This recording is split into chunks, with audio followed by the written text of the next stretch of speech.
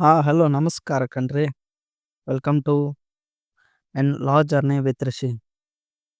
ನಾ last video ಮಾಡಿದ್ದೆ regarding ನಂದು ಫಸ್ಟ್ ಸ್ಲಾಟ್ ಆಫ್ 1, 2, 3 ಸ್ಲಾಟ್ ಹೆಂಗೆ ಮಾಡ್ತೀನಿ ಅನ್ನೋ ಸೈಟಿಗೆ ನೋಡಿ. ನಾವು ಮತ್ತೊಂದು ವಿಡಿಯೋ ಸ್ಟಡಿ ಸ್ಲಾಟ್ ಇಂದಿದ್ದು.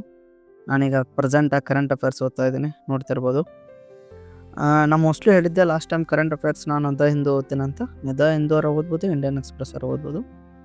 ನಾನು ರಿಗ್ರೆಸ್ ಆಗಿ every day irrespective of situation anything ನಾ ಕರೆಂಟ್ ಅಫೇರ್ಸ್ ಓದ್ತೀನಿ. ಕರೆಂಟ್ ಅಫೇರ್ಸ್ ಪಿಲ್ಲರು ಈ ಎಕ್ಸಾಮ್ಗೆ ನನಗೆ ಗೊತ್ತಿರೋ ಪ್ರಕಾರ ಕರೆಂಟ್ ಅಫೇರ್ಸ್ ಓದ್ತಿದ್ದೀನಿ, ನೋಡ್ತಾ ಇರ್ಬೋದು ನೀವು.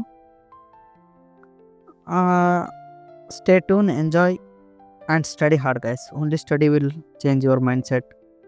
ಸೋರ್ಸ್ ಆಫ್ ಇನ್ಕಮ್ ಸ್ಟಡಿನೇ ಚೇಂಜ್ ಮಾಡೋದು ನಮ್ಮಂಥ ಮಾಡೋ ಕ್ಲಾಸಿಗೆ. ನಾನು ವೀಕ್ಲಿ 3 ವೀಡಿಯೋಸ್ ಅಪ್ಲೋಡ್ ಮಾಡ್ಬೇಕು ಅಂತ ಡಿಸೈಡ್ ಆಗಿದ್ದೀನಿ. ಎವ್ರಿ ಡೇ ಆಗಲ್ಲ, ಯಾಕಂದ್ರೆ ಸ್ಟಡಿ ಹಾರ್ಡ್ ಇರುತ್ತೆ ಎಕ್ಸಾಮ್ಗೆ. ನೋಡ್ತಿರ್ಬೋದು, ನ್ಯೂಸ್ ಪೇಪರ್ ಓದ್ತಾ ಇದ್ದೀನಿ.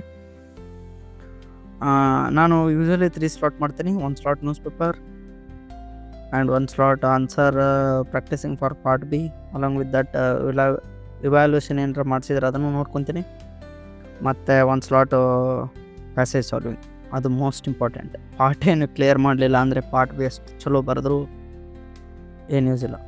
ಈಗ ನಾವು ಮಾಡ್ತಿರೋದು ಪ್ರೆಸೆಂಟ್ ಆಗಿ the Hindu current affairs. Mostly it takes me 1 hour 50 to 1 hour ಬೇಕು ಎವ್ರಿ ಡೇ. ಸಮ್ಟೈಮ್ಸ್ 1.5 hour ಆಗುತ್ತೆ, ಬಟ್ ಮೋಸ್ಟ್ಲಿ 1 hour ನಾವು ವೈಂಡ್ ಅಪ್ ಮಾಡೋಕ್ಕೆ ಟ್ರೈ ಮಾಡ್ತೀನಿ. ಕರೆಂಟ್ ಅಫೇರ್ಸ್ ಓದ್ತಾ ಇದ್ದೀನಿ, ನೋಡಿ ಎಂಜಾಯ್ ಮಾಡಿ. ಏನಾರ ಡೌಟ್ ಇದ್ದರೆ ನಿಮಗೆ NLSAT ಬಗ್ಗೆ, NLSA ಬಗ್ಗೆ, ಕಾಲೇಜ್ ಬಗ್ಗೆ ಯಾಕೆ ಇಷ್ಟು ಇಂಪಾರ್ಟೆನ್ಸ್ ಕೊಡ್ತಾ ಇದ್ದೀನಿ ಅಂತ ಏನಾರು ಡೌಟ್ ಇದ್ದರೆ ದಯವಿಟ್ಟು ಕಮೆಂಟ್ ಹಾಕಿ. ನಂಗೆ ಗೊತ್ತಿರೋ ಪ್ರಕಾರ ನಾನು ಎಲ್ಲ ಹೇಳ್ತೀನಿ.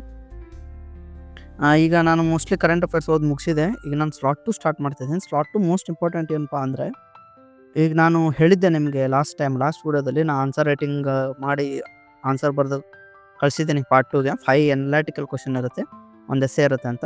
ಈಗ ಅದನ್ನು ನಾನು ಅವರು ಚೆಕ್ ಮಾಡಿ ಕಳಿಸಿದ್ದಾರೆ ನನಗೆ. ನಾನು ಒಂದು ಇನ್ಸ್ಟಿಟ್ಯೂಷನಿಗೆ ಕರೆಂಟ್ ಟೆಸ್ಟ್ ಸೀರೀಸ್ ತೊಗೊಂಡಿದ್ದೀನಿ, ಅವರು ಚೆಕ್ ಮಾಡಿ ಕಳಿಸಿದ್ದಾರೆ. ನಾನು ಈಗ ಅದನ್ನ ಅನಲೈಸ್ ಮಾಡ್ತಿದ್ದೀನಿ. ನೋಡಿ ಅವ್ರು ಹೆಂಗೆ ನೀಟಾಗಿ ಒಂದು ಚೆಕ್ ಮಾಡಿ ಕಳಿಸಿದ್ದಾರೆ, ನಾನು ಅದನ್ನು ಅನಲೈಸ್ ಮಾಡ್ತಿದ್ದೀನಿ. Analysing part B. ಈಗ ನಾ ಏನು ಬರಿಬೋದು, ಹೆಂಗೆ ಇಂಟರ್ಪ್ಟ್ ಮಾಡಬೇಕು, ಏನು ಆ ಥರ. ಈಗ ನಾನು ಅನಲೈಸಸ್ ಎಲ್ಲ ಪಾರ್ಟ್ ಮುಗಿದ್ಮೇಲೆ ಈಗ almost all end of the day. ಈಗ ನಾನು ಅನಲೈಸಸ್ ಎಲ್ಲ ಮಾಡಿ ಮುಗಿಸಿದ್ದೀನಿ. ಪಾರ್ಟ್ 3 ಅಂದರೆ ಪ್ಯಾಸೇಜ್ ಸಾಲ್ವಿಂಗ್. ಇದು ಇಂಟೆನ್ಸ್ ರಿಗ್ರೆಸ್ ಸಾಲ್ವಿಂಗ್. ಇದು ನಾರ್ಮಲ್ ಪ್ಯಾಸೇಜ್ ಇರಲ್ಲ ಫ್ರೆಂಡ್ಸ್, ಅದೊಂದು ಹೇಳ್ತೀನಿ ಸ್ನೇಹಿತರೆ ನಿಮಗೆ. ಏನು ಇಂಪಾರ್ಟೆಂಟ್ ಅಂದರೆ, ನಾರ್ಮಲ್ ಪ್ಯಾಸೇಜ್ ಅನ್ಕೊಂಡ್ಬಿಡ್ತೀವಿ ನಾವು, ಆ ಥರ ಇರಲ್ಲ ಇದು. ನಾನು UPSCಗೂ ಓದಿದ್ದೀನಿ, ನಾನು ಹೇಳಿದ್ದೀನಲ್ಲ UPSCಗೆ ಓದ್ತಿದ್ದೀನಿ, ಈಗಲೂ ಓದ್ತಿದ್ದೀನಿ. ಅಷ್ಟು ಇಂಟೆನ್ಸ್ ಓದ್ತಾ ಇಲ್ಲ, ಬಟ್ ಈ UPSC ಪ್ಯಾಸೇಜ್ ಸಾಲ್ವ್ ಮಾಡಿದ್ದೀನಿ. It was so easy compared to this. ಈ ಪ್ಯಾಸೇಜ್ ಸೋ ಹಾರ್ಡ್ ಇರುತ್ತೆ. GMAT ಪ್ಯಾಸೇಜ್ ಸಾಲ್ವ್ ಮಾಡಬೇಕು ಆ ಥರ. CAT ಪ್ಯಾಸೇಜ್ಗಿಂತ 1 ಲೆವೆಲ್ ಹೆಚ್ಚಿಗೆ ಇರುತ್ತೆ ಸಮ್ ಪ್ಯಾಸೇಜ್ CAT ಲೆವೆಲ್ಗೆ ಇರುತ್ತೆ. ಬಟ್ GMAT ಪ್ಯಾಸೇಜ್ ಅಂತ ನೀವು ಗೂಗಲ್ ಮಾಡಿದ್ರೆ ಗೊತ್ತಾಗುತ್ತೆ. So passage will be so hard.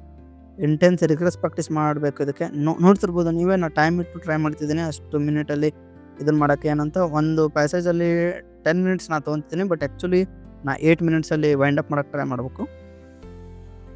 ಈ ಥರ ನಾನು ಪ್ಯಾಸೇಜ್ ಸಾಲ್ವ್ ಮಾಡಿ ಎವ್ರಿ ಡೇ ಇಂಪ್ರೂವ್ ಆಗ್ತಿದ್ದೀನಿ. ನಂದು part A test initially I use to score so low ಭಾಳ ಕಡಿಮೆ ಸ್ಕೋರ್ ಮಾಡ್ತಿದ್ದೆ. 75 ಮಾರ್ಕ್ಸ್ ಇರುತ್ತೆ ಪಾರ್ಟ್ ಎ. ನಾನು ಹೇಳಿದ್ದೀನಲ್ಲ, ಪಾರ್ಟ್ ಬಿ 75 ಇರುತ್ತೆ. ಇದೇ ಕಟ್ ಆಫ್. ಇದಕ್ಕೆ ನೀವು ಮಿನಿಮಮ್ 50+ ತೆಗಲಿಲ್ಲ ಅಂದರೆ ನಿಮ್ಮ ಪಾರ್ಟ್ ಬಿ ಚೆಕ್ ಮಾಡಲ್ಲ. ನಾನು ಎವ್ರಿ ಡೇ ಪ್ರಾಕ್ಟೀಸ್ ಮಾಡ್ತಿದ್ದೀನಿ, ಇಂಪ್ರೂವ್ ಆಗ್ತಿದ್ದೀನಿ. ಗೊತ್ತಿಲ್ಲ ಏನಾಗುತ್ತೆ ಅಂತ, ನನ್ನ ಕೈಯಲ್ಲಿ ಏನಿಲ್ಲ, ಬಟ್ ನಾನು ಎಫರ್ಟ್ ಹಾಕ್ತಿದ್ದೀನಿ every day. Almost already so many test ನಾನು ಬರೆದಿದ್ದೀನಿ ಕೂಡ, but still lot more improvement is needed from my side. ಈಗ ನೋಡಿ ನಾನು ಹೆಂಗೆ ಪ್ಯಾಸೇಜ್ ಸಾಲ್ವ್ ಮಾಡ್ತಿದ್ದೀನಿ ಅಂತ. ಏನಾರ ಡೌಟ್ ಇದ್ದರೆ ಕಮೆಂಟ್ ಹಾಕಿ. ಯಾವತ್ತೂ ನಾನು ನಿಮಗೆ ಆದಷ್ಟು ರಿಪ್ಲೈ ಮಾಡೋಕ್ಕೆ ಟ್ರೈ ಮಾಡ್ತೀನಿ. ನಾನು ಇನ್ನೊಂದು ಲಾಸ್ಟ್ ಇಯರು NFSU ಅಂತಂದು ಲಾ ಎಕ್ಸಾಮ್ ಕ್ಲಿಯರ್ ಮಾಡಿದ್ದೆ.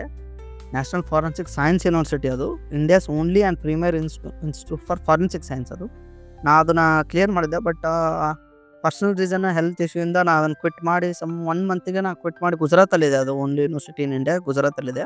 ಅದನ್ನು ಬಿಟ್ಟು ಇಲ್ಲಿ ಬಂದೆ. Have some medical emergency, medical operation ಎಲ್ಲ ಆಯಿತು. ಅದಾದಮೇಲೆ ಈಗ ನಾನು ಮತ್ತೀಗ NLSAT ಪ್ರಿಪೇರ್ ಆಗ್ತಾಯಿದ್ದೀನಿ. ನೀವು ನೋಡ್ತಿರ್ಬೋದು ಆಲ್ಮೋಸ್ಟ್ ಆಲು ನಂದು ಪಾರ್ಟ್ ಬಿ ನಾನು ಇವ್ಯಾಲ್ಯೂಯೇಟ್ ಮಾಡಿ ನಿಮ್ಗೆ ತೋರಿಸಿದೆ. ಇವ್ಯಾಲ್ಯೂಯೇಷನ್ ಹೆಂಗೆ ನಾನು ಮಾಡಿಕೊಂಡೆ, ಸೆಲ್ಫ್ ಇವ್ಯಾಲ್ಯೂಯೇಷನ್ ಅಂತ. ಈ ಪಾರ್ಟ್ ಎ ಮಾಡ್ತಿದ್ದೀನಿ ಮೋಸ್ಟ್ಲಿ. ಪ್ಯಾಸೇಜ್ ಎಲ್ಲ ನೋಡೋದು, ಸಾಲ್ವ್ ಮಾಡೋದು, ಮತ್ತು ಹಿಂದಿನ ಆನ್ಸರ್ ನೋಡಿ comparison ಮಾಡಿಡೋದು.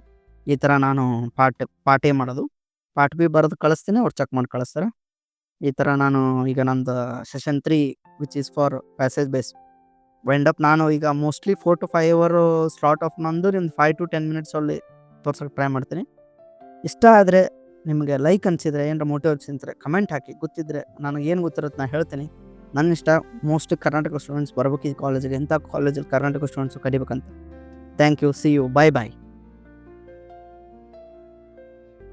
And one more friends, subscribe ಮಾಡಿಪ್ಪ.